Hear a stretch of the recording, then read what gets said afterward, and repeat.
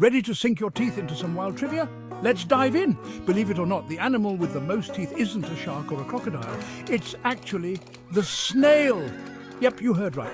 Some species of snails can have over 25,000 tiny, razor-sharp teeth. Imagine trying to brush all those. Chuckle. These teeth are arranged in rows on their tongues, called radulars. It's like having a conveyor belt of chompers.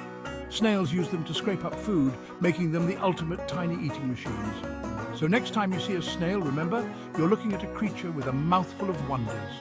Who knew such a slowpoke could pack such a punch in the teeth department? Nature's full of surprises, isn't it? Keep smiling and stay curious, animal lovers. Catch you in the next wild adventure.